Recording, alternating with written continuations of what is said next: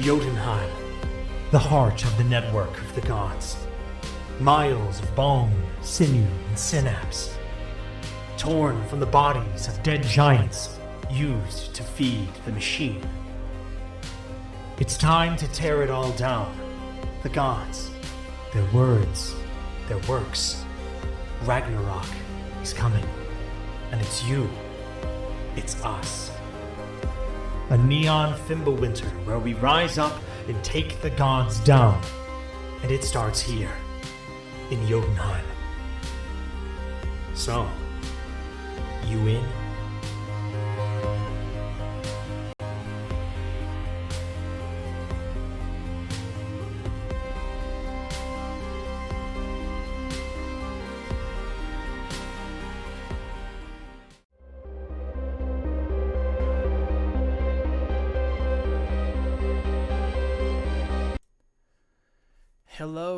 Hello, we are live, we are here, it is in the bubble, Iron Edda Reforged, Session 6, the penultimate session of this entire series. I am Tracy Barnett, your host, the creator of Iron Edda Reforged, and I am so thrilled to be here. I'm so happy to have Danny back. Danny, say hello to the people, tell them who you are and what you have going on. Hey y'all, my name is Danny. You can find me all over the internet at Brutal Dan, and I'm super excited to see what's gonna unfold as we try to take down this god of whatever. This information. Yes, the brutal god of information. Exactly. And B, you spoke up next. Say hey. Hello all, I am your non-binary Busy B. You can find me on Twitter as @B_Zelda. And for Iron Edda Reforged, I have played a variety of characters in this. And I was just scrolling back. So like we've got Lady Lizard, we've got Molir. And then I almost want to bring back our little gun friend. I can't find them, and I can't remember what their name is. It was like Boom Boom. Oh, it was literally just Boom Boom. That's Boom okay. Boom. I saw that slide. I'm like, we didn't name them Boom Boom. No, I think I came up with that name too. Yeah. Cool. I almost want Boom Boom to make an appearance. Okay, that is definitely something that can happen. It's things the game supports is whoever you want to be, you can be them, even if they don't exist yet. DJ, say hey. I had the wrong thing muted. Your expression was very good. Yeah. What is up, everyone? I am your friendly neighborhood harbinger of hype, now with less whey. It's true. Just found out. Got the test back. Almost 40% less whey. So, like WHEY? Sure. Yes, that's why, because I was thinking of curds and whey, because it was the first thing that popped into my head. I don't know why, but it did. So yeah, that's what we're doing. All right, so we are curd full this morning. Yes, full curds, hella curds, all over the place. Sounds terrible though, so I take that back. Nah, now you're the curd nerd. It's out there. Yep, I'm the curd nerd. But yes, you find me everywhere at biggest_bees, except for Twitch. I'm still the big_bees. And I'm super excited to be, actually, I don't know exactly who we're going to be running with today, but I'm pumped about all of them because I love all of these characters. So I just, yeah. And apologies to anyone who is watching and sees the play space kind of flickering in and out. My OBS sometimes decides to forget to just keep a window in focus. So if I switch views on my computer, that window may turn white briefly and come back. It may sort itself out. I don't know. But we're just going to keep rolling. So this is episode 6. For the previous 2 episodes, we had a guest player in Aram Varchin. And we did a side story that was about a crew of specialists actually breaking into Mimir's archive. Prior to that, we'd had threats on the bubble. We had a gang that was threatening the stability of the community. We had a break in the skull wall that was, needed to be repaired. And we had a group of people from the bubble, including the leader of the bubble, Lady Lizard, head out to try and find out from a Realms Police Bureau informant what was happening and why the bubble was being targeted. So these things are all kind of happening contemporaneously, right? If this were a movie, which is kind of how this game is framed, we had the fight that was happening in the diner in episode 3, right? In that's a side story. Let's get to the right one. In Spearson's Pastries, right? That fight was happening, and it was intercut with scenes from the fight of the team getting into the archive. So like during the sit down meeting with Macaroon Mac Russell, you know, like we had the other infiltrators like doing that physical puzzle and like trying to unlock the first thing. And when the RPB agents beat down the door in Spearson's Pastries is when the bone bondage shows up in the side story. So all of this is cut together. And at the moment that the crew takes down the bone bonded inside the archive, there is like an alarm that goes off. And the way this is all framed together, it's got like one frame of the alarm up here in the screen and then another frame down here and a similar alarm flashing at the same time, like right behind the jukebox in this weird retro diner space in Spearson's, starts flashing. And the owner, Gertrude Svensdottir, who has like is standing over one of the fallen RPB lieutenants, and the other RPB lieutenant, you were trying to ask him questions and he's like not giving you anything. She walks behind the destroyed pastry counter. She grabs like a literal cast iron frying pan. She whams the standing RPB lieutenant over the head. He collapses in a heap and she's just standing over him, and she looks at the three of you, at Lady Lizard and Walnut for Metal and Haskell Fisk, and says, "Y'all gotta go." What information have you received? There was a failsafe. There was someone, back when the archive was built, there was a chance that someone would be able to get into the heart of it. And there was basically a tripwire installed there. And if this light ever went off, that door was open. There's a hole in the archive that leads directly to the source of all your problems. Understood. And Lady Lizard is going to turn to Walnut, and we did have Haskell and Farwell, right? All of us? All three? Yeah, Farwell's there too, because I was playing Farwell. Yeah, okay. This is the mission that you three were brought here for. You need to go in and take down Mimir. I'm gonna go back to the bubble and make sure everything is okay there. We can't risk our people, but you have a very important mission ahead of you and you cannot fail. And the camera kind of pans down to Walnut. And remember, Walnut's this kind of cyborgy, fish-looking being. And they love all the goods that have been just all over the wall. And throughout this fight, things have been falling down. So Walnut has been collecting these things for his own ideas, but he's been putting these like scrap metal, he's been putting like a shield into his bag. She grabs something off the wall and just looks up at Lady Lizard and just starts zooming towards and hands Lady Lizard a bag, and it's just like, please take this to the orphanage, and if you see somebody by the name of Boom Boom perchance, send them my way, because I have something that could really, really help. And like winks with their two eyes. The door to the diner kicks open, and you hear, "Did someone say my name?" Yes. Boom Boom had followed y'all from the bubble and was like trying to tag along, and just showed up to the diner. So absolutely got lost along the way, or they Oh, would yeah, have made it 100%. earlier. Like, he walks in and her arms are filled with like touristy souvenirs, like you know, Keychains. number one Jotunheim fan T-shirt that's Yes! like, you know, falling apart and the collar's all missewn.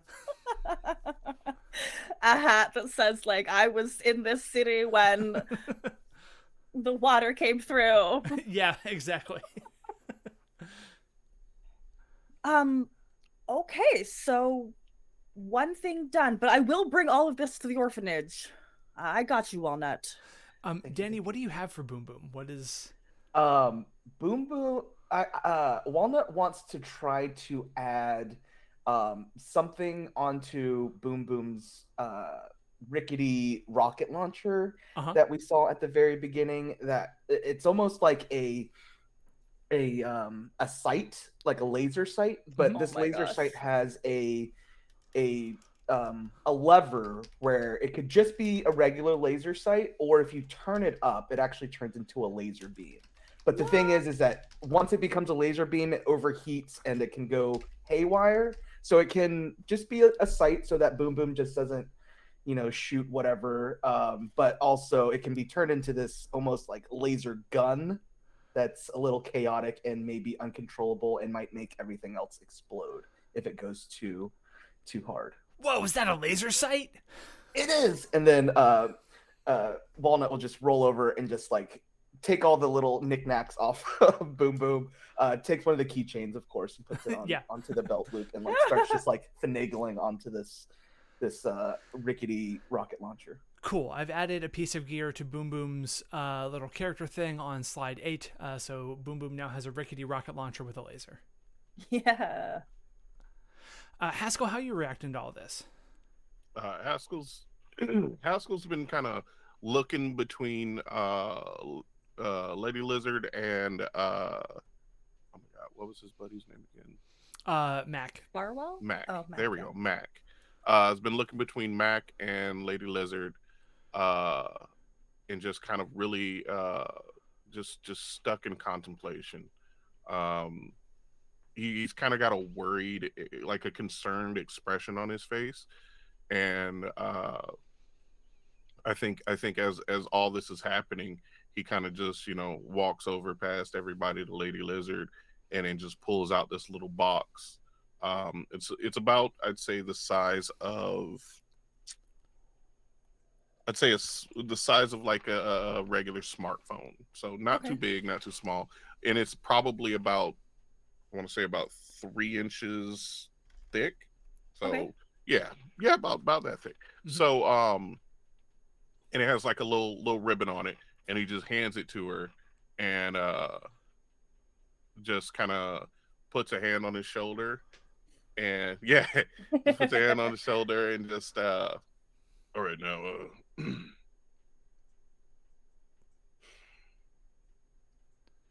just make sure you get back safely, and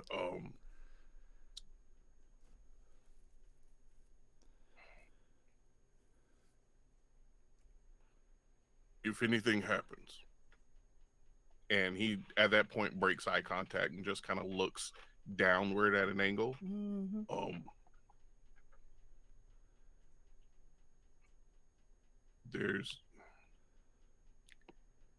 Is this a open in case of emergencies? No. That is for you to eat on the way back, because just make sure you have enough nutrients and everything. Oh, of course. That's what that's for, because you can never be too sure. You don't want to like pull a muscle or something because you're just lacking the right nutrients and vitamins and everything. That's to get you back safely. All right. You hear Mac in the background. Haskell, quit being so dramatic. I gotta talk to you. Wait, just give me a second.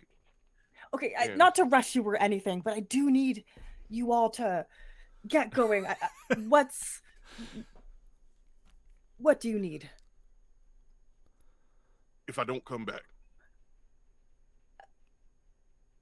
there's a room in the back of my shop, and it should have like everybody's dietary needs. So Yeah. You better come back. I don't think the bubble will ever be the same without you. No. And then like a good shoulder pat. All right. Farwell, Boom Boom, Walnut, Haskell. I am trusting this mission upon your shoulders. You must take down Mimir. Not only does the livelihood of everybody in the bubble rest upon your shoulders, the livelihood of everybody rests upon you four. We are a part of the revolution, whether we like it or not. We need change. We need better for our people. Are you ready? Farwell just like rolls their shoulders, cracks his neck a little bit, and you almost feel like they're stretching or flexing internally, and everything electronic in the entire diner kind of briefly gets this purple glow around it as Krelg, their giant, is like stretching and getting ready also. Like you just feel this presence fill the space. Yeah. Let's do it. Mac walks over to Walnut and takes a knee and brings out finally that boomerang that he threw at these agents finally come around, and he like catches it, and he's like hey little guy, just take this with you, you'll probably need it. I'm sure you'll figure out a way to get this launched somewhere. And Walnut just kind of throws it into his backpack, and you see like his scales just kind of glitter in a happy way that he gets another tool in his bag of tricks. All right. So out of narrative, who all is officially going to go on the assault? Is it Walnut, Boom Boom, Farwell, and Haskell? Sounds like it. Yeah, Mac's Okay. gonna stay back and help Gertrude clean up and eat these sweets that have been knocked out. Make sure they don't have glass in them. All right. So B, I'm assuming. Danny and DJ, I'm assuming that you each are going to continue playing Walnut and Haskell. Is that your intention? Okay. Cool. So B, do you want to be Boom Boom or Farwell? Boom Boom. All right. You are then Boom Boom. So I have on slide 9 now, I have the character pool for the assault on Mimir. We're just going to keep using the small form character sheets like this because they're a little bit easier to manage. So I'm just going to get some stuff moved around. That way we can add lines to everyone's sheets as needed, because right now I'm putting them in. We're going to need spots for glitch dice. Okay. Yeah.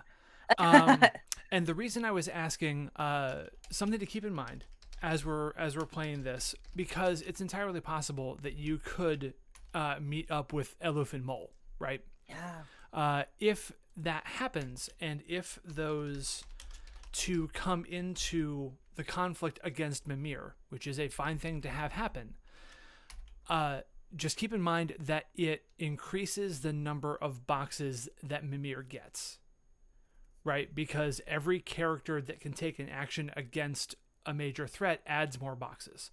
So as of right now, there are 4 coming in. So that means that severe threats is 3 boxes per player. So that means Mimir is going to have 12 boxes to mark if there are 4. Oof.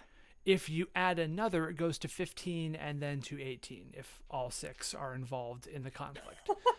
That does not count the giant that escaped or that decoupled from Eluf, right? Yep. That's sort of, as much as there can be an NPC in this game, that's what that is right now. So he's basically a narrative device, or he's a detail. There we go. He's a detail that you all can use to your advantage, narrating how he is messing with the system. With his intention is to free giants from their servitude, as he is blasting through the systems of the archive. So we have the approach to the archive. I would like all of you, or each of us, to give a detail as to what, like, sort of the travel montage is like as we get there, right? Something you see, something you feel, something that your character that you're playing finds important about the whole thing as we go from the diner to the deep, like, sewer-based access hole that was drilled and into the room that two of the four of us were in last time for the actual access point to the archive. So, who would like to give their detail first? I can go first. Yeah. I think Walnut, kind of akin to her, like, zooming up to Boom Boom. You see Walnut. I picture it as like a little 2D montage. Like, it kind of goes into like a little cartoony, like them kind of going through this. Oh, like a Double Dragon beat 'em up Yeah. style. Yeah, yeah. But you see like kind of like this little cloud behind first Farwell, and what Walnut is trying to do is anything that they can add from their bag of tricks. They're trying to buff any sort of weapons right now. So you just kind of see this cloud of smoke. They're doing their best to add these like weird items or these weird things that they found at the diner and kind of modifying these real quick. And again, Walnut is clan horse, so they're not like necessarily good at crafting. They're just good at finding things and hoping things will do well. And they're just kind of like tying things onto things, maybe welding things haphazardly. So you just see them behind Farwell, helping, and then zooms over to Haskell. I feel like Haskell probably like feeds them a little bit, and then like maybe takes the plasma blade and like does something. So you just kind of see like this ball of smoke. You see Walnut just zooming in and out of these people, just like tying things on. I can see. I can see them working on the plasma blade, and then all of a sudden, just like a like one of those I guess nutrient bars just come out of the side and like poke them in the face, and they're like, ah, and it just comes and pokes them again. They're like, all right, and they take a bite, and it's like, all right.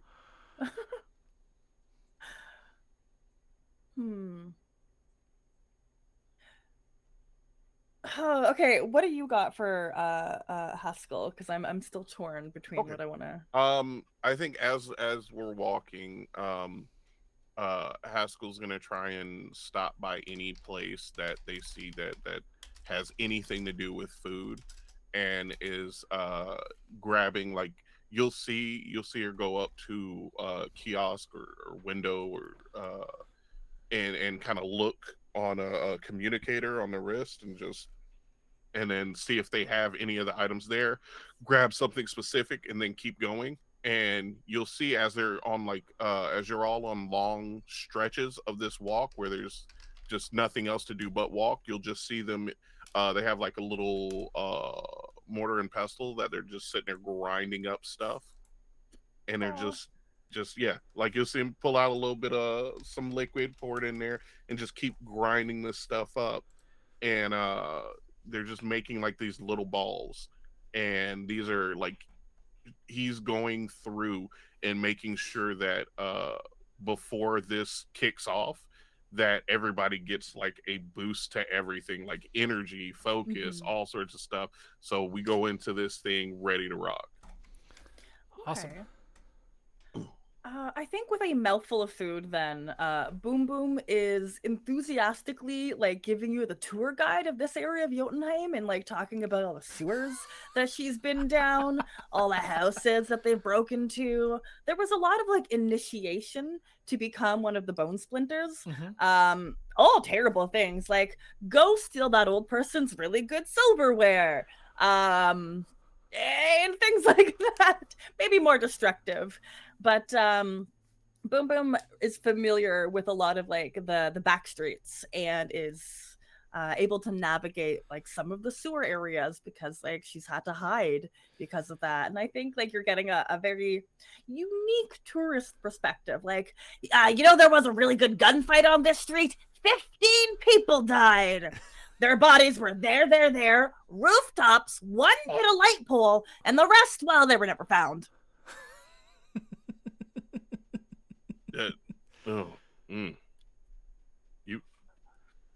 You really like all that kind of gory stuff, huh?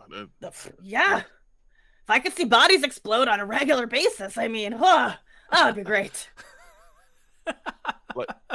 Haskell goes to say something and then just pulls out a snack and gives it to Boom Boom and just keeps walking. Where you go? Farwell doesn't say anything as they're walking. Like, her focus is just straight ahead, but as they're going, that same purple energy is like spilling out into every electronic thing, everything around. It's like in a movie, if someone is like powering up and is heedless of like the attention they're calling to themselves, that's what Farwell is doing right now. More specifically, Krelg is doing that, right? Like the giant is flexing out, and the Bone Bonded have an at-need ability to take over any network resource of 3 or less, right? Of difficulty 3 or less. So that's just kind of happening as they're all walking down the street. Oh, sorry, it's a scene ability. So I apologize. That's not exactly that. So it's like it's not the giant like co-opting resources, but tendrils are going out as if Krelg is like seeking whatever information about all of this that they can get their hands on. Because one of Krelg's details is they're in exile from the archive itself.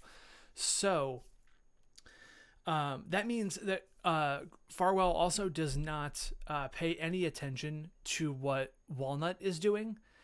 So, Danny, we're going to work together real quick. What are the 3 pieces of gear? Because Farwell doesn't have any gear written down. What are the 3 pieces of gear that Farwell gets from Walnut during this travel montage? Yeah, I feel like one of them, it looks like a hubcap, but it's kind of like an energy shield. That they took off the wall. Another one that Walnut hasn't modified yet is a candlestick holder that has a candle in it, but the candle is made of a weird substance. Like, it's not a regular candle. Walnut has no clue what it is. And the third one, what would you find on a random so I think they found maybe like a horn that fell off of like a steer's skull on the wall, so it's just the horn part and it's just snapped off, and Walnut kind of just put this like line of tech in there that like it kind of sparks a little bit as you run your finger up the horn. Okay, so a hubcap energy shield, an unmodified candlestick holder with candle, and an electrified steer horn. Fantastic. This is amazing. So the entire group is making their way through the streets, kind of like drawing eyes because of how like Krelg is interacting with everything. But no one says anything. No one tries to call the RPB. It's like one of those things where the resistance has been kind of this, it was this rumored thing for a long time. And now there are these hacked billboards that are showing up around the city, right? Talking about joining the resistance. And the RPB is like kind of splintered and fragmented. So there's this rising sense in Jotunheim that things are not as stable as they were, and that people who were like didn't like the situation but didn't know how to be active about resisting things are starting to get more on board. So you have a whole lot of, if you see something, say nothing going on right now, right? A lot of people are just like, not even, it's not my business, not my problem. It's more like, if I don't say anything, there's a chance they pull this off, right? Because there's just this sense of purpose around you all, and you're not giving off the vibes of a gang or rogue RPB agents, right? The bone bonded assures that people kind of get that. So you make your way down we all make our way down into the sewers, and through the tunnels, and through the crawl space, and into this absolutely decimated room. It's a massive chamber. It looks like it once, like there are portions where the walls and floors are still intact. Yeah. That it was made up of like this pale, smooth, like white coated metal. So it looked like almost a unified sphere. It was unbroken. It looked really smooth and put together. But you see these very oddly shaped pieces of metal that are now like scattered and broken all over the place. It's not like squared off panels that are rent and torn. It's like a weird, almost organic looking jigsaw puzzle of pieces. And in that sort of wreckage of that room, next at the end of which is a big 10 foot by 10 foot square, just a hole into darkness. Do we see Eluf and Mole? Are they still present, or did they head on in? What do we think? Because this has been a while since it all went down. So well, it's been like... it's been the length of time that it took us to do that discussion and montage, right? Because the light started flashing in here and it started flashing in the diner at the same time. So 30 minutes to an hour? 30 minutes, yeah. Let's call it 30 minutes. Man, we were injured as well. Mo had a broken arm. Yeah. Yeah, I would say. Oh well, here's the question. In this instance where a bone bonded is separated into two entities, what happens to the host? Is there any side effects to that? It is like having, I mean, it's kind of like, I would imagine, I've never experienced this obviously, but I would imagine it's kind of like what having phantom limb syndrome is like. Or if you remember the old school, like when you'd hear a CRT TV be on in a room, right? Or you're used to always having the radio on, or you're used to there always being another input happening, but it's at a pretty, well, it's at a giant scale, right? So it took you a while to like filter things such that you could communicate with the giant, and now that's gone. So like an entire, like imagine if the back right quadrant of your brain just stopped. Ugh. Right? How that would feel. It's emptiness. Not that, there's a big gap in your consciousness right now. And you're used to like reaching mentally toward that space, and it's just not there anymore. Do we think that maybe they're still on the outside, kind of like trying to get their bearings? Yeah, I was gonna say I don't think Iluf would have been able to do much. I think it's all they can do right now just to like stay conscious and communicate. Especially after, like, if it was just a random, like, it just happened, then that'd be one thing. But due to the battle, exhaustion, explosion, all that, and then the separation, I think Iluf is just like conscious at best. Okay, so we're like down on the ground, like not in this main area. Like if you look down at some of the missing panels, you see like below there's like another section of the sewer, I guess, and there's just two people down there, one with an arm that's twisted backwards, and Eluf probably just looking ragged. Yeah. Oh, says Farwell. You opened the door?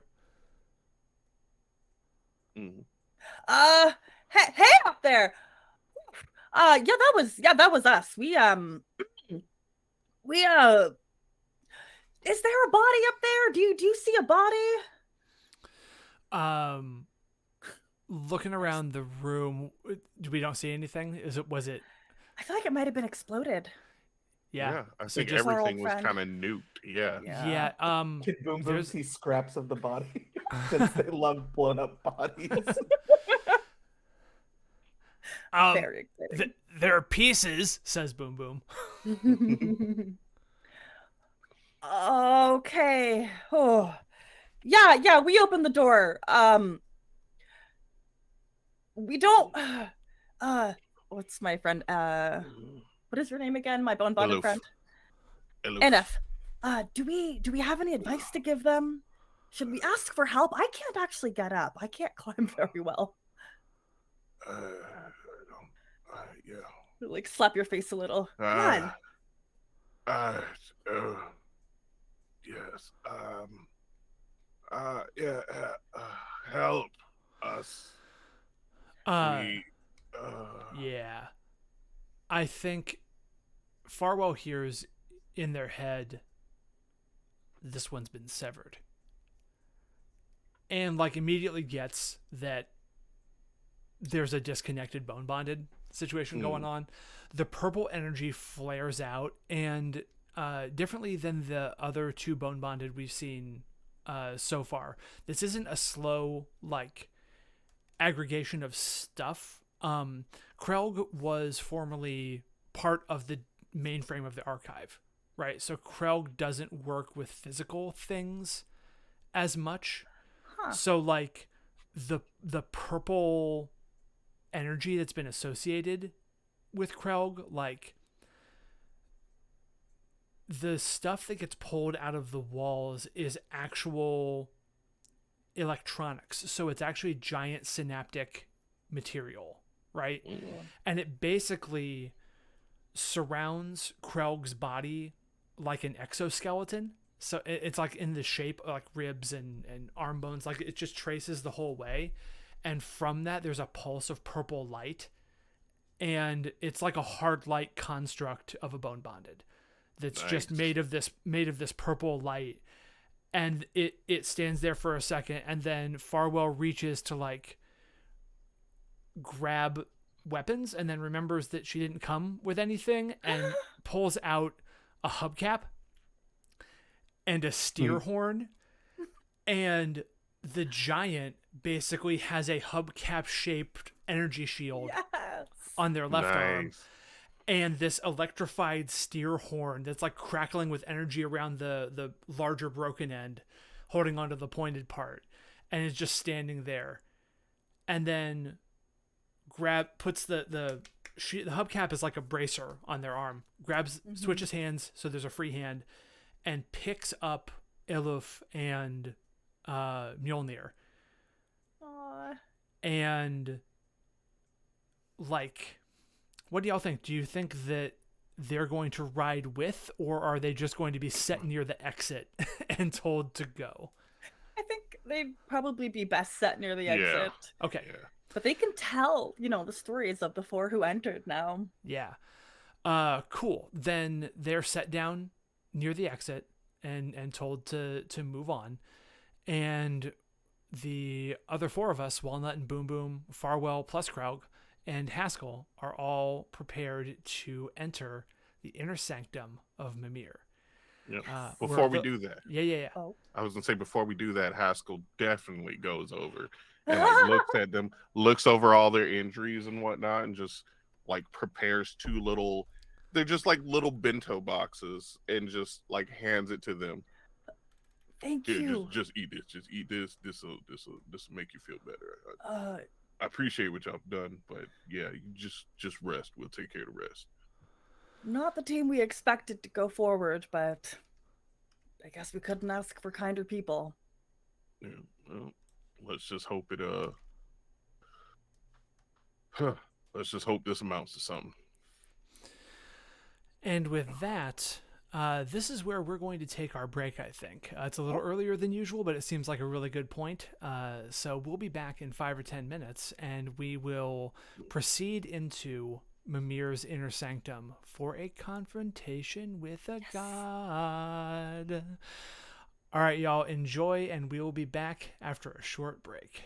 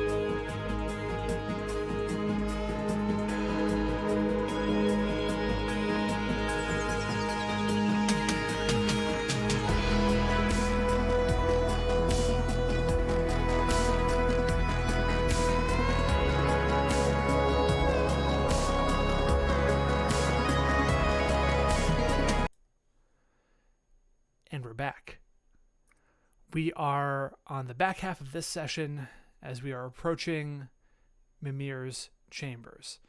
So what is up on the screen right now in the play space is not what is actually going to be used. We are instead using this little bit right here, which is our character pool for the assault on Mimir. I'm going to add this little bit so everyone knows how many control points you have, and it's going to be on the character that you're currently playing. Can I say before Walnut? So this is the first time Walnut has seen these people. Yeah. But they look aloof and Mo, and they look a little shook. But what catches Walnut's eye is some of the gear that they have on them. So I think Walnut would go up to Aloof and like pick off a shiny scale, and it's like, "Hey, can I trade you this shiny scale for a thermal bomb?" I think Aloof is just trying his best to like focus on eating. Like, I think it's weird because there's damage. There's they're scuffed up pretty bad, but I think it's more mental damage than physical. So they don't look that hurt, but they're like struggling just to complete a basic task. Yeah. So they just Oh. kind of look up and like shakily grab the thermal bomb and just hand it, and don't take the scale. They just like hand it back, hand the bomb, and then go back to just slowly eating. Oh. Walnut still leaves the scale like near them just in case they want it. And then like whips around and looks at Mo and's like, that hammer looks really shiny too. Shiny for shiny? You won't need it out here. We're going in there. Oh. I promise I'll bring it back.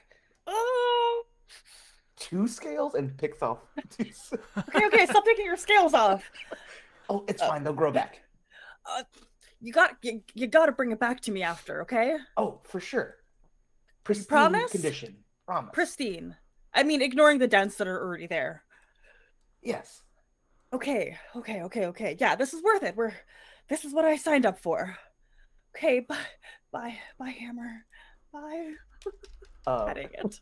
And I think as Walnut is kind of following the rest of the crew inside, you see Walnut. Something goes off in her mind, and they like strap the thermal bomb to the head of the hammer and just throws it into their backpack. So now I have a hammer that has a thermal bomb. A hammer bomb? A hammer bomb. You Oh love my to see it. goodness. Right? I didn't know how badly I wanted that in my world. All right.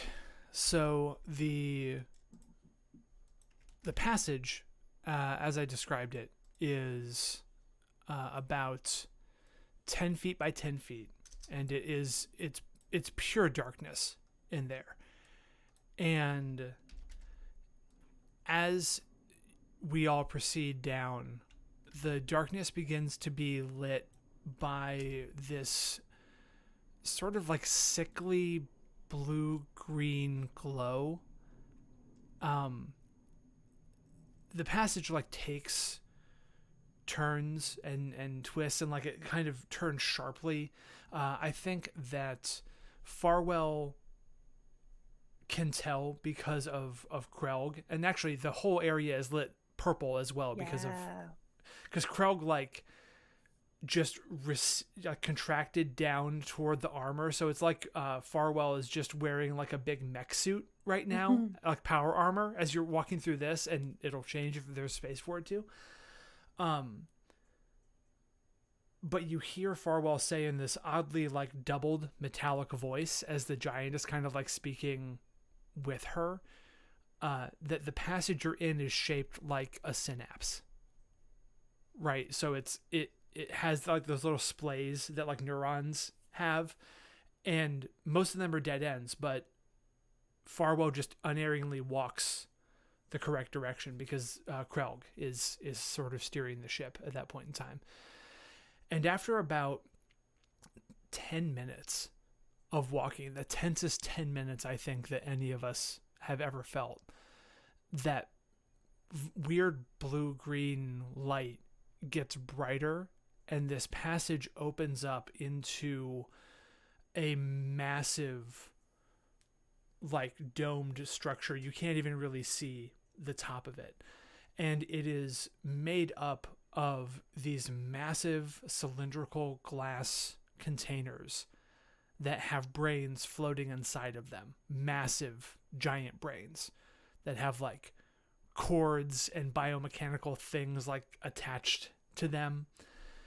And monitors. More monitors, more reflective surfaces than you can really take in. It's almost like if the eye of, like, an insect, of, like, a fly or a bee, were concave instead of convex, right? It's curved inwardly. So, but as you, like, look, you can see that these are, like, data feeds from every single camera in Jotunheim. Like, not just security cameras. We're talking like smart devices. We're talking, retina scanners for, businesses, for people to enter. Every single one. So that is the first detail for this room, is camera feeds for every camera in Jotunheim. And as you're taking all of it in, I need each of you to provide a detail for this room, and then we will have Mimir appear, and you will provide details for Mimir. So we're on slide 13 is where all this information is appearing, and who has a detail for this room that they would like to add first?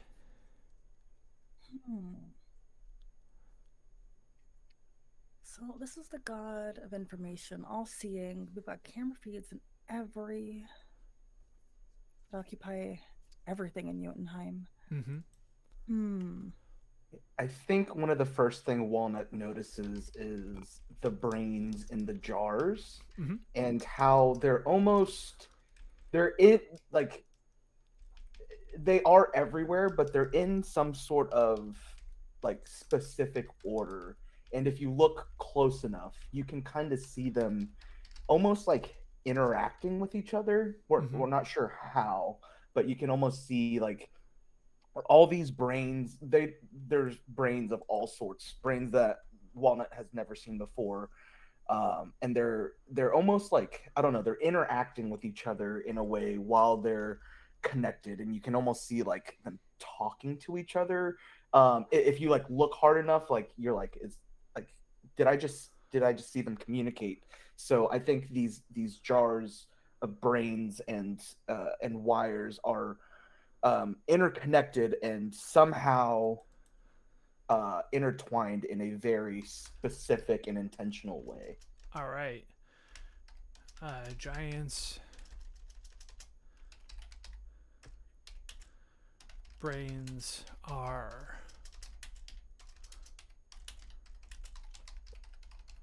interconnected. I think the thing that sort of gives it away is, like, there's a faint, like, pulse of that blue-green energy. And it's like it happens in two spots, like two brains pulse at the same time, but the pulsing is happening all around. So it takes a while to, like, piece together that there are always two happening at the same time at different points around there. I think I really like that detail, Danny, because I think it's going to, when Krelg infiltrates this network, it's going to give very big indications of where Krelg is and what they're doing, which I adore. You're muted, DJ, if you're trying to talk. He's thinking very enthusiastically. There Well, you if go. he's still thinking, I think what what kind of hits us like a ton of skulls is the smell. It is like a sulfuric, almost acrid scent that burns your nostril hairs. And it might very well be whatever the fluids that a lot of these brains are in. Like, I don't think formaldehyde was used here ever. Mm-hmm. So a sulfuric acrid smell throughout. Mm-hmm. Because we've got a lot of things that we see, but what do we smell? And like, you can like Mm-hmm. taste that smell. Yeah. Yeah, it's just on your tongue. Mm-hmm. In your nose hairs. Yeah, I was sitting there I was thinking of a good detail for Mimir, and then you were like, yeah, so let's describe the room, and I was like, oh damn. So I think that one thing that kind of I guess really wouldn't I guess the audience would more so see and register instead of our party is that uh the floor, ceiling, walls, all of it is looks extremely similar to the room before Mm-hmm. with all the panels, and it's kind of like that except for there are it kind of looks like it's alive. Like the panels kind of, you'll see them shift randomly. Oh. Okay. Okay, cool. So the walls look alive, shifting and moving. Yeah.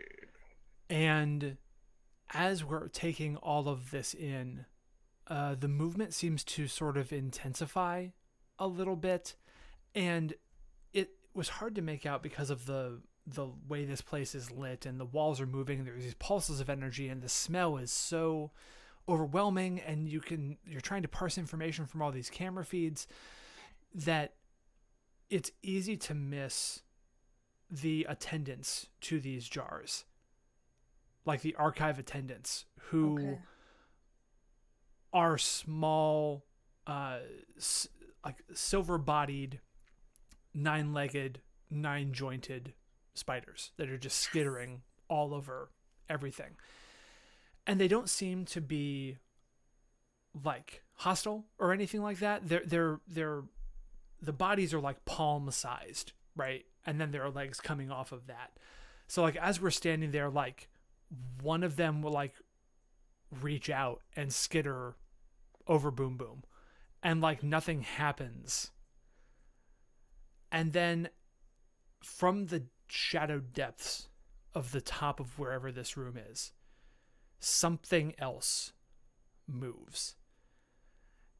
And climbing down this array of glass jars and monitors and attendants is Mimir himself. And he resembles those attendants, except he is massive in size. The platform is 20 to 30 feet across, with a glass transparent dome with the same kind of fluid inside of it. The brain is calcified and ancient, and almost has the impression of like a face on it, like fucking Krang without the tendril arms, right? Mm-hmm. And the legs are so large. The legs themselves are 40 feet in length, 9 of them each with 9 joints. So they whip and they turn, and they seem to move in ways that you don't expect things to move, but the platform is held perfectly as it should be, right? The platform is always level and flat as this thing descends. So we have a couple of things to do here. We have to each provide a detail for Mimir, and then, as B will remember, there is something that happens when you first see a god, and we'll get to that. So, who has I'm just going to put massive reflection of the attendance. That's my detail. Okay. So what does everyone else see, pick up, feel, notice about Mimir? What is Mimir? Who is this god in front of us? DJ, you got anything this time?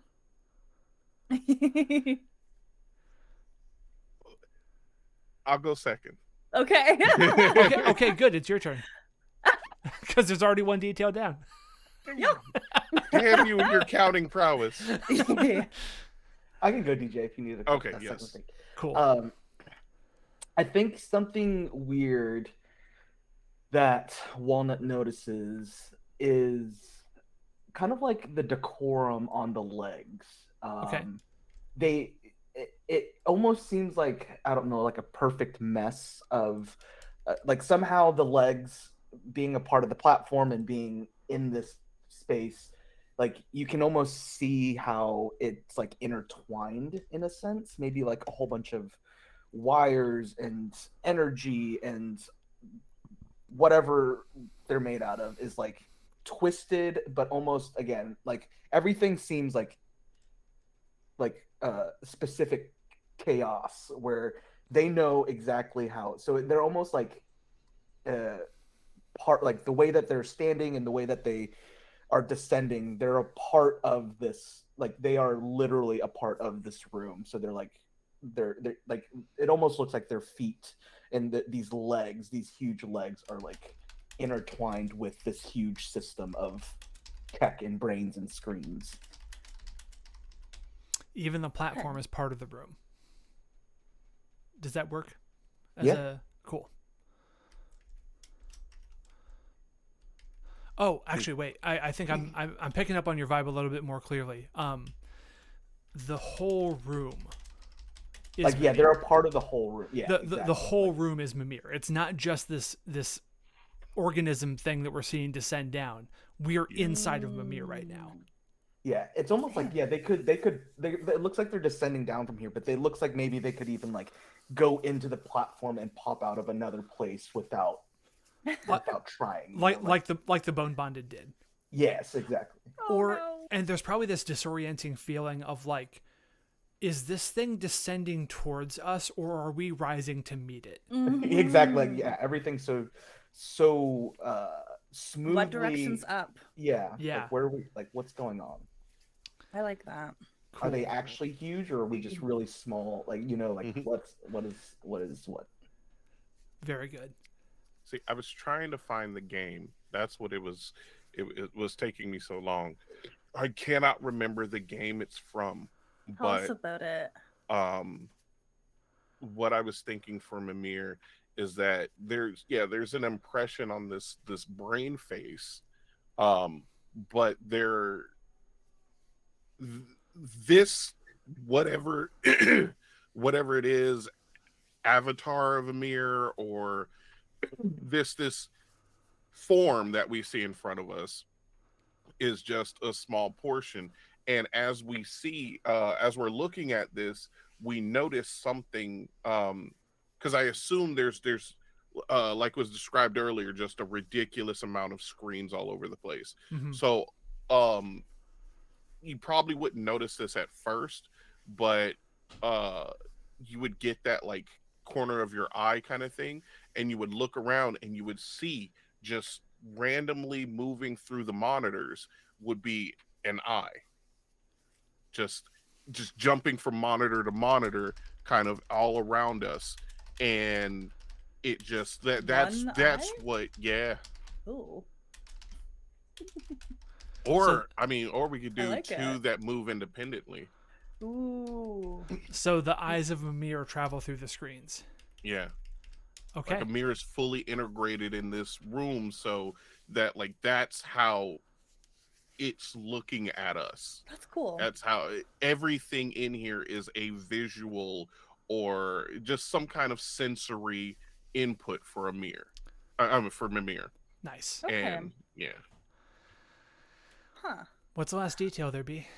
Okay, well, y'all have made some really lovely, incredibly terrifying. Like, I feel like I could stand in front of this god and not die in an instant. So, to ensure that that happens, I think that, and I'm trying to, like, DJ, like, I want to pull a reference to be like, it is like this, but what I'm imagining in my brain is it almost has like barbed wire around its brain section, and those are electrified.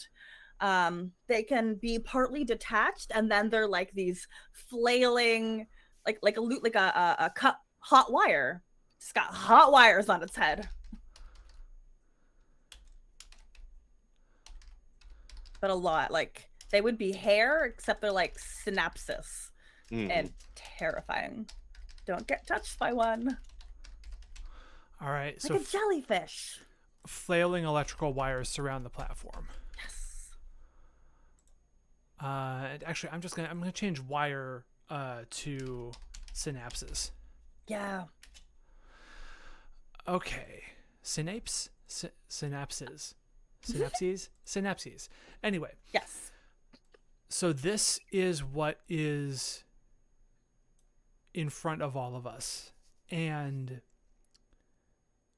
when Mimir speaks, it is 1,000, 100,000, 1,000, 100,000 voices all speaking at once, because it comes from every single monitor that's around us, because the whole room is Mimir. Yes. And it simply says, I see you. Now, the conflict has begun. Who is going to act first against Mimir? Boom Boom. Okay. Boom Boom. Before you have a chance to take an action, I have to ask you, as you look upon this god, what secret comes out of your mouth that you swore you would never tell anyone until the day you died? Oh, gosh. This is a type of person that has a lot of pride, self-worth, despite...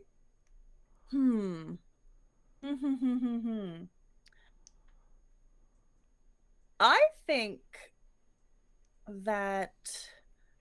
because I want to relate this to why Boom Boom joined the Bone Splinters and went into the bubble. Mm-hmm. I want, like... I think despite Boom Boom's promises to the team and to everybody in the bubble that, like, that he was going to be a member of the society, you know, y'all had converted her. This person is now, like, was supposed to be good. And the secret of Boom Boom actually hurt somebody in the bubble. Really wanted to keep it from everybody because that would risk her place in this new home. Everywhere she goes, he manages to fuck it up, and the bubble was no different. And that involuntarily comes pouring out of Boom Boom's mouth. And, like, the screens around Boom Boom show the person. They show was it like an assault? Was it unintentional? I think so. There are screens behind Boom Boom showing them assaulting a member of the bubble. And, like, he's shouting, like, this is my home now. You can't tell me what to do. It's not pretty. And, like, the shame that Boom Boom feels right now is very strong. And Haskell and Farwell and Walnut all see this. It's evident. It's also evident, just from a meta-narrative standpoint, that something is happening to Boom Boom that is causing this information to be revealed. That doesn't change the nature of the information. But there's also this undeniable sense that what you're seeing is not a fabrication, right? It's not the god messing with you. It is, but it's not messing with you via falsehood. So and now, Boom Boom, you can act. with like the words finally like falling from her lips, I just and then with like frustration and shame and just like regret, they holster that rocket launcher, look through those sights, and shoot one, I guess, at the platform. Okay. This does not feel terribly difficult to me, right? The platform is right there. This whole room is Mimir. We know this. We have the sense that we are inside of the god, right? So what do y'all feel for difficulty on this? To just shoot a rocket launcher at Yeah. this massive thing. I'm thinking like a 3. 2 or 3, yeah. Yeah. Especially with Boom Boom just wanting to take the attention off of badness. Yeah. So what I'll say is, though, since you are using the rickety rocket launcher with the laser, and it was established by Walnut that if it goes badly, there could be some blowback from this. Yes. If you end up taking success at a cost on this, it's going to provide glitch dice to everybody in the vicinity. Okay. So we said difficulty 3? Difficulty 3. What? Oh, and by the way, Danny, I want to let you know, we tried using the Google Die Roller last week just to see if maybe our Discord bot was just rolling bad for us.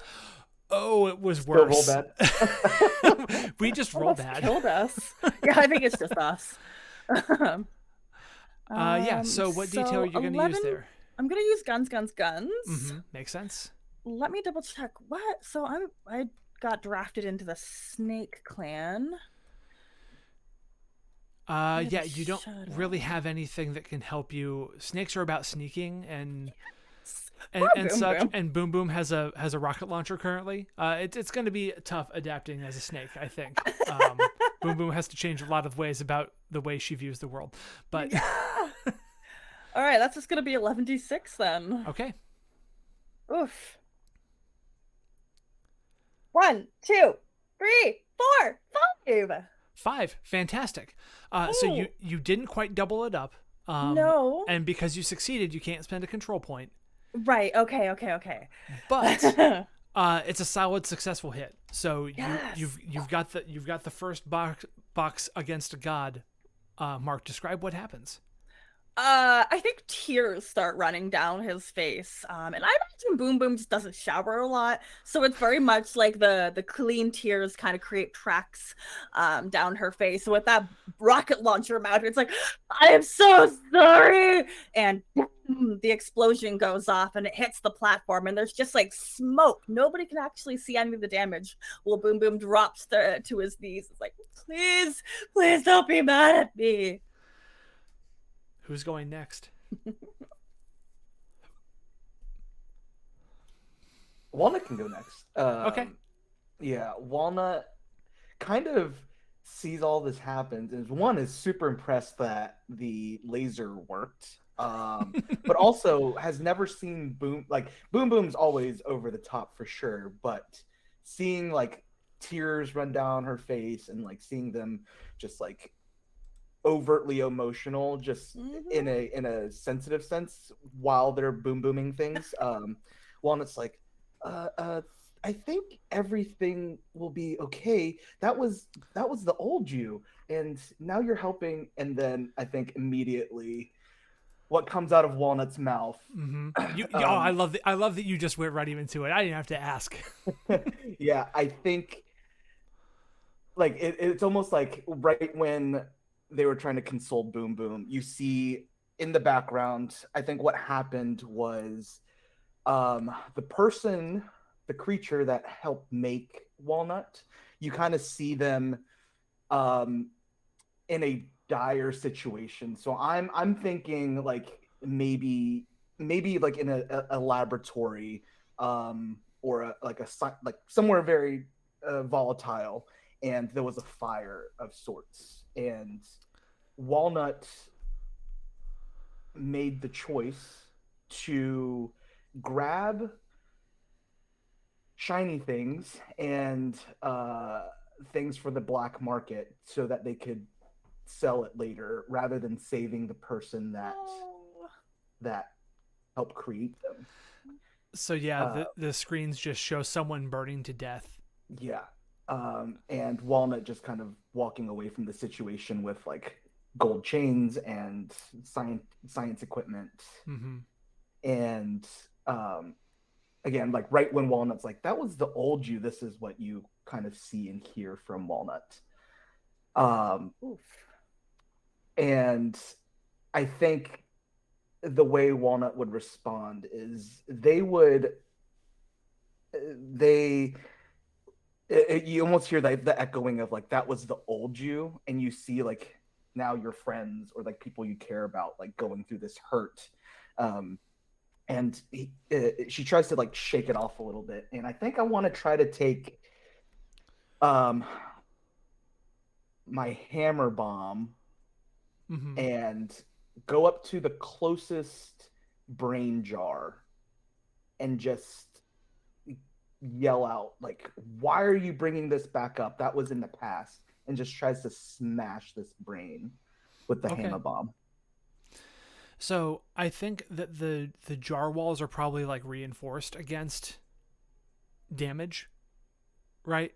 So this is gonna be a little bit harder.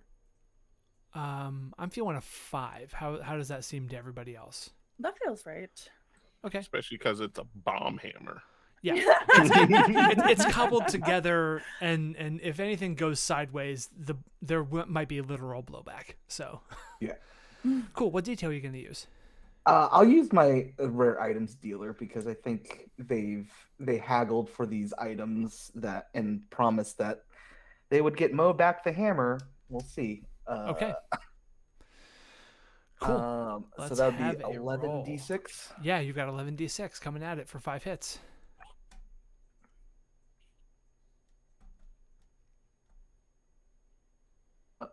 One, two, three, four. Okay.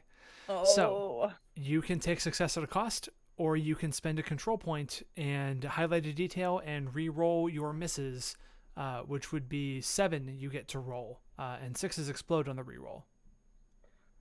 Yeah, I think I'll use a control point and I'll use the detail that children are our future. And I think since they've realized that like they're stealing and they're taking these things, they're trying to do it for good now, even though the impulse is just to steal and to make money, and that physical things are the best. They've learned that like they can put this type of stuff to the children in the bubble. Nice. So I get to reroll 7. Yes, and mark down 1 control point on slide 12 there. Okay. All right. So I just need one more success. Yep, and if you happen to get 6 total successes, you will double it, which is 2 marks. Yes. All right. Really hoping for that. Oh my gosh. Okay, so 4 6s. Okay, so Okay. you are now at a total of 8, and you get to roll that 4d6 again. Hell yeah. Don't mess with Walnut. Ooh, 2 more successes and 1 more 6. So Okay, one more. that takes you to 10 total. Roll it again. The 1d6. Give me 1 more d6. Give me 1 more 6. A 5. Okay, still 11 successes. Difficulty was 5. That's 2 boxes marked. So what happens when the hammer bomb is used? So I think at first, you kind of see these robotic arms take out the hammer bomb and just kind of haphazardly, just like out of rage and almost like embarrassment and despair of like trying to console Boom Boom at this point, and then everyone knowing that like they were at fault for killing the person that made them. She smashes, but nothing happened. Like nothing explodes. Like there wasn't a dent.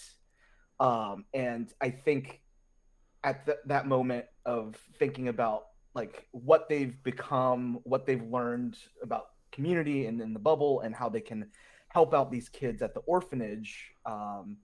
They almost like channel the power of Mo.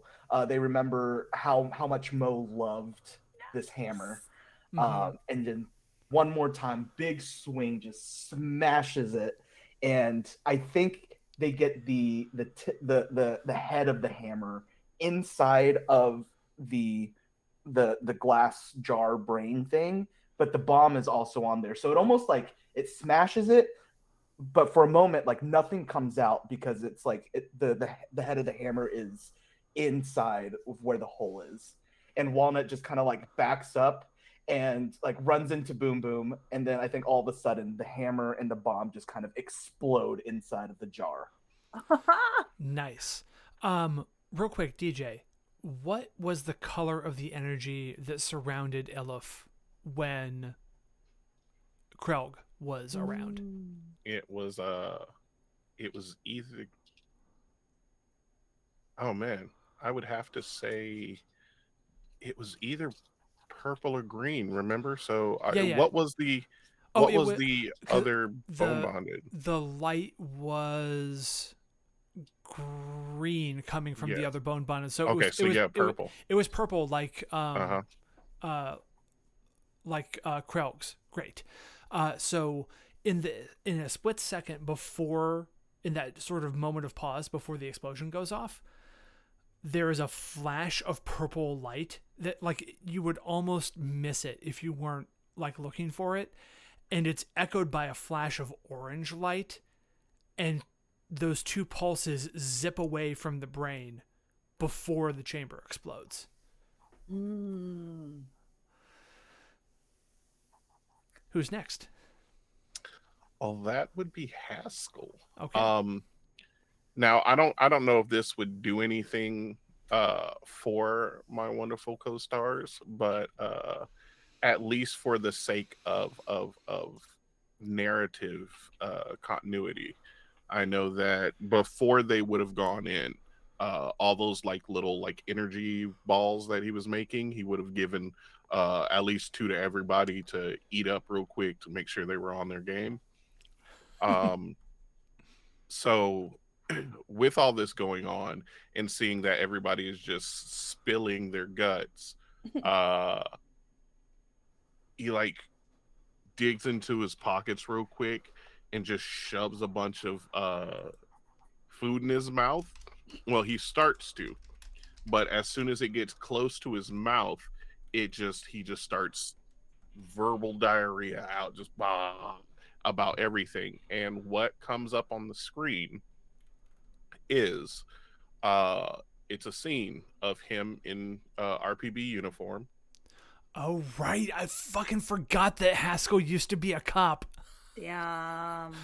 And there is, you know, he's pointing a gun at uh individual that looks really familiar to everyone. Um and so he's like yelling at this person, telling him to get down on the ground, and they look kind of, you know, they look extremely scared and nervous. Doesn't show any kind of weapons or anything on them. They're just kind of standing there shaking, and they look a lot like Mac. Mm-hmm. It's not Mac, but it looks a lot like Mac. Mm-hmm. And they go, and you know, it's just, there's a lot of stuff going on in the background, and they're just holding the gun trained on them, telling them to get down.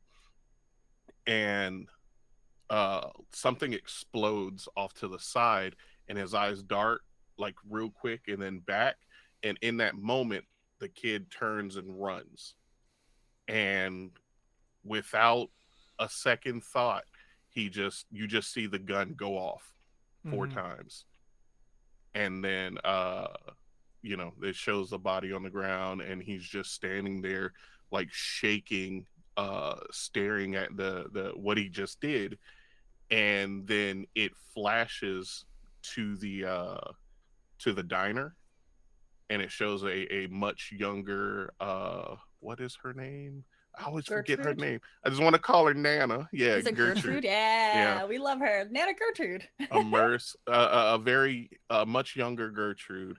And you see someone kind of walk into the diner, and she looks up, and like her natural like cheery expression just drops the moment she sees that person, and it doesn't show exactly what like it doesn't play what was said, but you see the person say something to her, and then she just drops to the ground. And then it shows another flash, and it shows her at a funeral with her son being buried. Oh my goodness. So what And action then does Haskell take after this scene plays out? so, Mhm. just so we can fully experience the joy of the game, Haskell, like all that comes out, and Haskell's eyes are just wide, and you see tears coming down, and she's just gonna pull out the guns and just had a plan, but is just going to just start shooting wildly at the brain jars. And yeah, it's just because definitely was not ready for that, and is not handling it well. Okay. What do we think the difficulty is going to be? You don't have a hammer bomb to break these jars. Nope. It's Yeah. just the gun. You're just shooting. Mhm. What was it before? It was a 6 It was a or 5. 5? 5. Yeah. So this should be a 6 then, a 6 or a 7. Yeah, I was thinking 6. Cool. So give me 1 second, because I'm gonna go to my character sheet and just type. You said 6, right? Uh-huh. So that's gonna be 6 glitch dice, because I'm failing this. Okay. That's I just Nice. add the glitch dice, right? Yeah, basically Okay. that's how that works, cuz whatever cuz you missed, and that's the difference between what you rolled, quote unquote, and where you landed. So yeah, you just take 6 glitch dice, and the bullets sort of just spray across the room, and they just ricochet off of everything. Like, they do no damage. It's Yeah. it's like fucking Point Break, right? It's Yeah. Do I get a control point? You do. You get a control Okay. point back for that. So you get the 6 glitch dice and the control point. And Yeah. that moves. Oh, yeah, go for it. Oh no, I was just gonna say, like, he's just pulling, like he's firing until they're out, until the guns are out, and he's just still pulling the trigger. You just hear the clicking, and then after a minute, just drops both herself and the guns to the ground, and is just sitting there on their knees, just, I mean, tears streaming down, and arms just on the ground, and just like staring off into space. And that takes us to Farwell's no. turn. Oh, good. Okay. And the giant has, as soon as you walked into this room, like the hard light skeleton, rose to its full 30 feet. And so, like, the eyes of the skeleton construct are like level with the base of this platform. And you hear Farwell say, in like the doubled voice of the giant, "I killed my parents." And you see a couple of different things on the screen, because the images on the screens almost like surrounded everyone like a big shadow almost. So this you see giant sized, and you see human couple, a woman in childbirth, and the baby being born, and the mom doesn't make it. Right, there are complications, and the mom passes away, and you get like this montage of the dad trying, and he dies of grief, right? Like, he just can't handle it. And that's Farwell's side of things. Krelg's side of things is the same story, but it's actually of him as a giant murdering his parents. And it's in scenes you've never seen before. It's frosty, snowy mountain peaks. It's like a massive bonfire and giants living as they lived millennia ago when they were alive, and Krelg being tormented and not treated well by his parents. I'm trying to elide over some of the work because this is what you see is far, far more brutal than I'm going to describe, because giants are extremely powerful beings, and they can be very cruel and very capricious, especially way so far ago, right? They were akin to gods in power. And so for a giant to be picked on by other giants is like real not good. It's like the worst kind of bullying, and it comes from both of his parents. And it's the scene kind of, it's almost alien how difficult it is to watch it happen, because it's like the worst aspects of humanity multiplied hundreds of times over. And that's who's bonded to your friend, right? So, and that's who was bound to the archive, right? That's who Mimir subjugated. So like Krelg did this thing and got himself free of that situation because of the murders he committed, and then was subjugated into servitude by the being in front of you. Like Krog's story is dark and unpleasant, and now it's his turn to act. Krog is a being largely of information, right? There's not a whole lot physical that is around in this construct.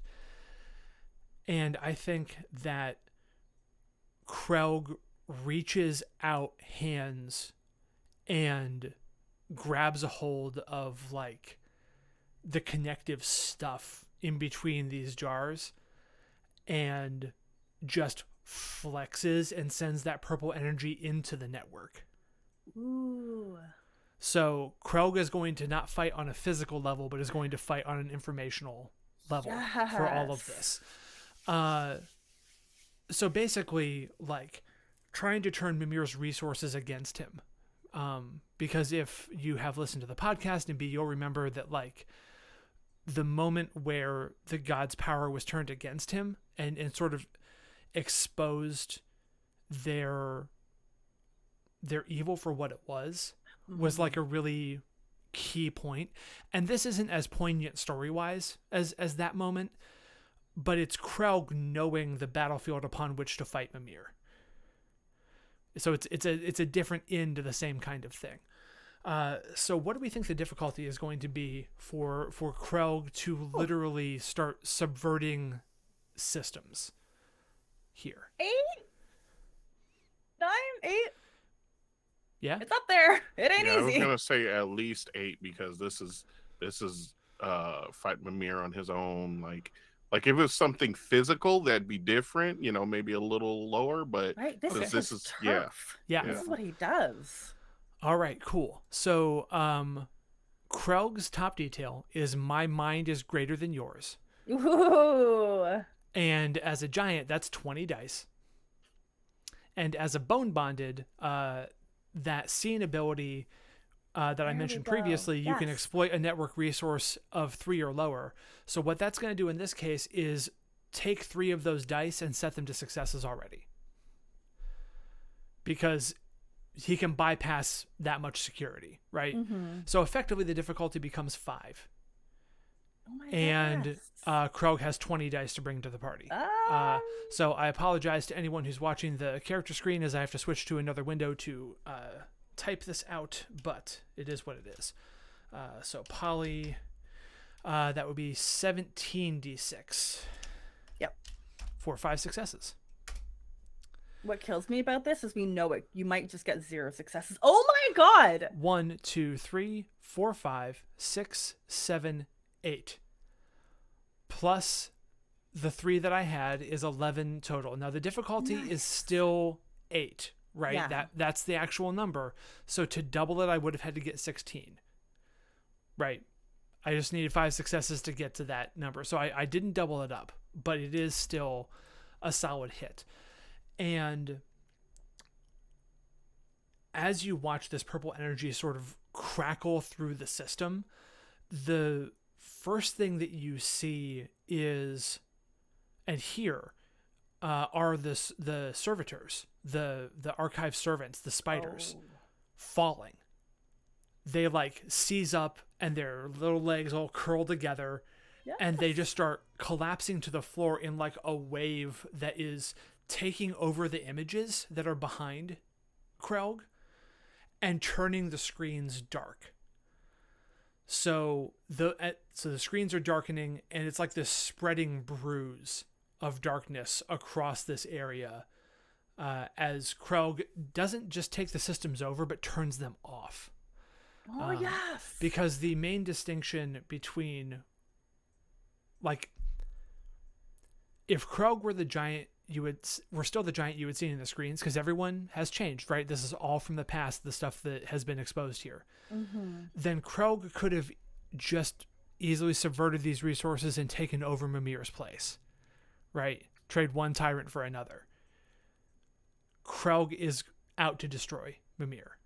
We love Krelg. So, even though Krelg is a rough one, Oh yeah.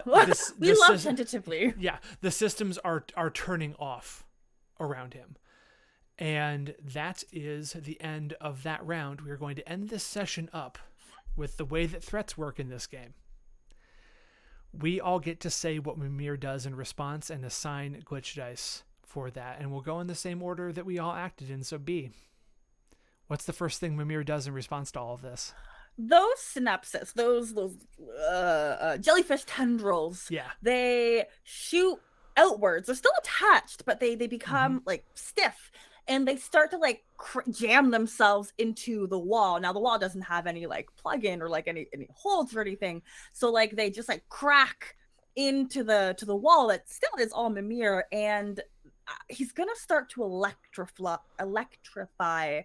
the foundation. Okay. How many glitch dice does that assign to each of us? Because this seems like a full room effect. 3? 4? 3 glitch dice. All right. So everybody on your little character sheet on slide 12, add 3 glitch dice to whatever you've got. If you're touching the ground, it's gonna hurt. Yep.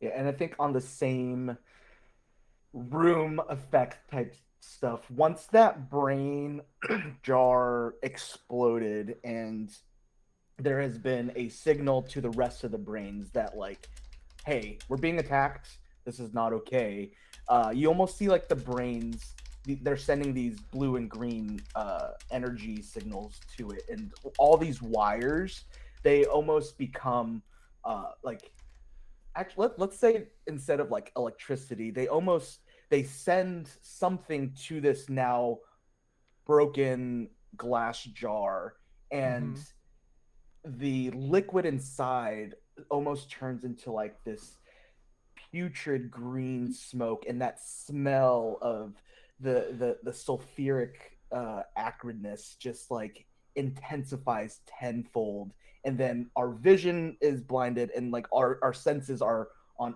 overdrive, so we're being shocked, but then by the tendrils, but this brain almost like in this midst of explosion sends out this like gross smog that just overtakes the room. I like that it's like a defense mechanism. Like once it's exposed to the air, it's like alert, turn to gas. Exactly. Like just it's gross. Yeah, that sounds like another 3 dice to me.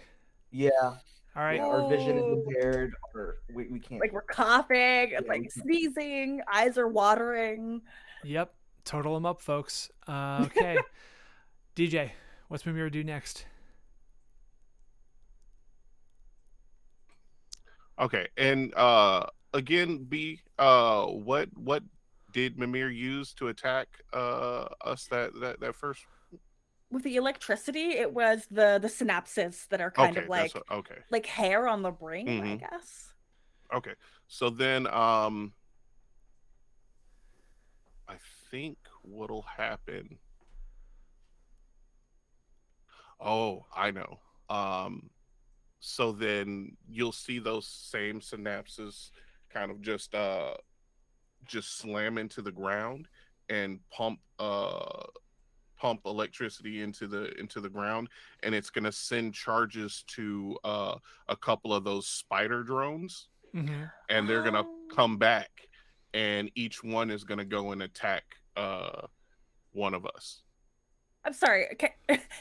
You don't have to bring back 4. You can bring back like 1. Well, how big are they?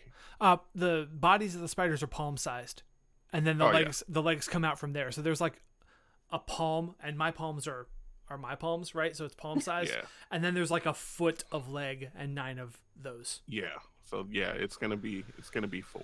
It's gonna Okay. come out and attack everybody. How I'm many sorry. glitch dice? It's not me. It's Mimir. Mimir's a jerk. Fine. I want to say How do they attack? Like little stabby their feet? little feet. Yeah. Okay. Little stabby feet. Mm-hmm. They kind of like get close and then just launch themselves and. We can't even see. Like our eye, like with just blurry eyes. Shadows Yeah. are coming at us. Oh, this is a hell of a time. You just hear like you're sitting there coughing because of the smoke, and you just hear.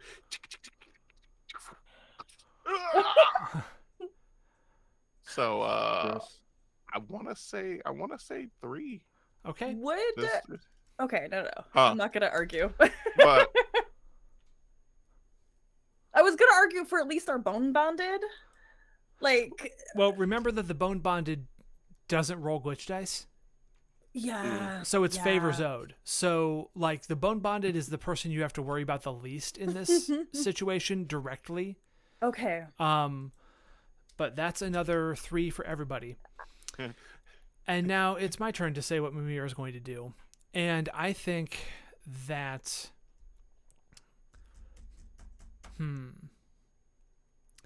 I think that the platform, the big brain platform, absorbs into the wall. Oh no. Because we said it could do that, right? And I think it's an echo back to the previous fight against the Bone Bonded. When it comes back out, all of the damage to the platform that was caused by the rocket launcher is gone. So I'm clearing 1 box. Okay.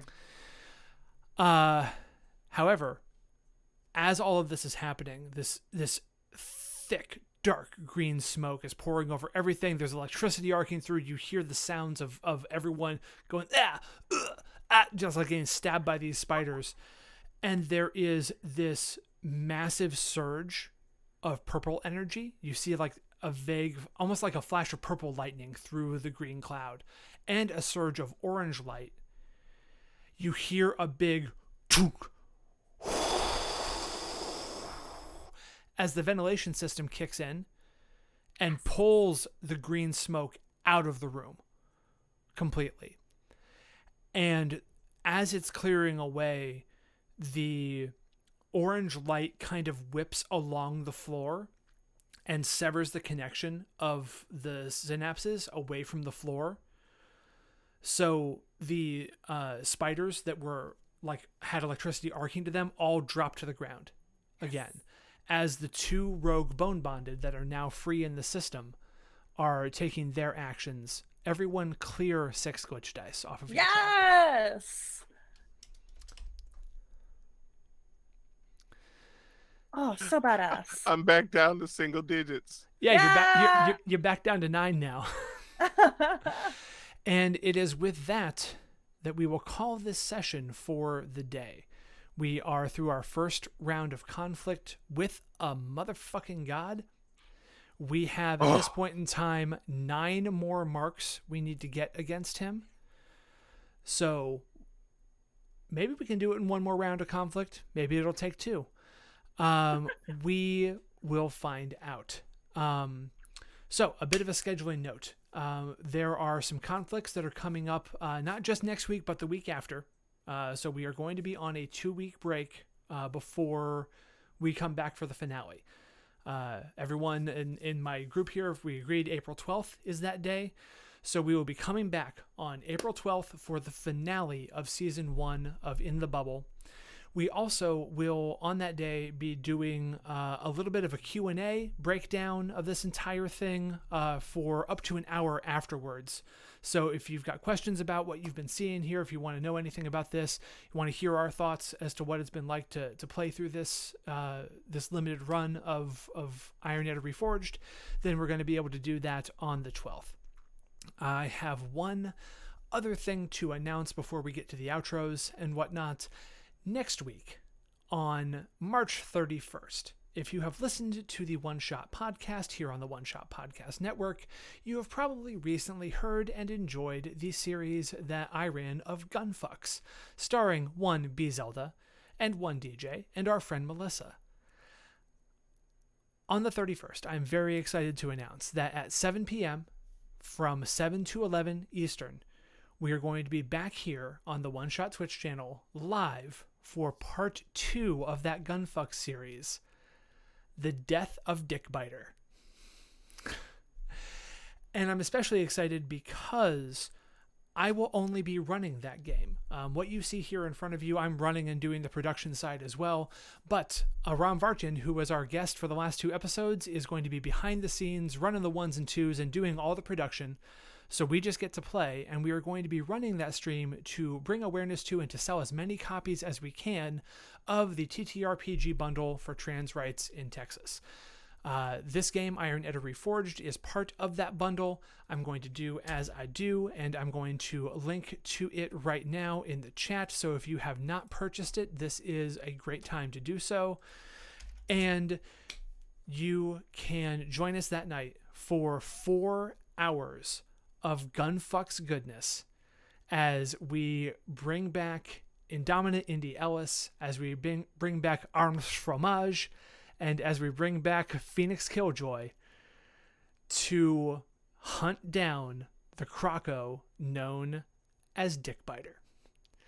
So that's what will be going on next week. We'll be on a total break on the week of the 5th or the week of the 3rd of April. Unless I can find something else to stream, maybe I will. Who knows? But the finale of Gunfucks, the finale of Iron Edda Reforged, April 12th, 9:30 a.m., same bat time, same bat channel. DJ, send us out. Tell the people who you are and what you do. What is up, everyone? As of this stream, I am now even lower on my weight count, so I'm almost weight free since '93. I am your friendly neighborhood volunteering for the PTA harbinger of hype here. You can catch me anywhere that's not Twitter. I mean, that's not Twitch at biggest underscore bees, and on Twitch still as big underscore bees. I just finished a semester of school, so my streams will be coming back to a very regular schedule. So pretty much from noon to 2 during the week, except Wednesdays. So pretty much you'll be able to catch me on my stream playing probably Elden Ring for a while. You can catch me out actually tonight and every Tuesday night for the, I guess, until people stop wanting to play. I will be doing the second run through of my Pokemon One Shot on RF Chaos. So it's so exciting. I love it. Please stop by. It's gonna be 8 p.m. EST, and that's really it for now. I got a bunch of stuff coming up, and I'm kind of on hiatus from a couple other things, but if just follow me on Twitter and you'll be able to find out when I'm doing all this, because I love to spam Twitter. And also just feel free to tag me in stuff on Twitter, because Twitter sucks and does not tell me when awesome people post things. So instead of me reposting it 6 days after you do, just shoot me a tag and I'll retweet it for you. Not a problem. Danny, hit him. Hey y'all, my name is Danny. You can find me all over the internet at Brutal Dan, and I'm the internet's emotional support himbo. Twitch, Twitter, and TikTok, those are my fun platforms that I scream loudly and proudly about games and the amazing people that I get to play with. You can also find me tomorrow over on the Friends Who Roll Dice channel, playing in Urban Shadow Second Edition campaign. And this weekend, we're trying to put something together real quick as the community manager for Roll20 for support with Ukraine refugees. So just be on the lookout on Twitter. That's probably where you'll get most of the information. All right. And B, tell them what's up. Woo! As always, I'm your non-binary busy bee. You can find me on Twitter as @B_Zelda. I'm a podcaster, Twitch streamer, TTRPG and the community manager for D&D Adventures League. There's a lot of interesting things happening in the D&D world. I think that Critical Role book did a thing. So that's a cool thing if you like the things that I said. Yay! And I am Tracy Barnett. I am your host of this show. I am also the designer of this game, Iron Edda Reforged. You can find me on Twitter @TheOtherTracy. You can find me on my own Twitch channel, but I'm probably going to be using the one-shot Twitch going forward for a while because it is a resource that's available to us here on the network, and hey, more people might watch. So that is all of us. I'm going to send us to the credits. Everyone, thank you very much for watching this week. We will see you next week on the 31st for the death of Dickbiter, and then for the finale of Iron Edda Reforged, we will see you on April 12th, 9:30 in the morning. We'll catch you then. Bye.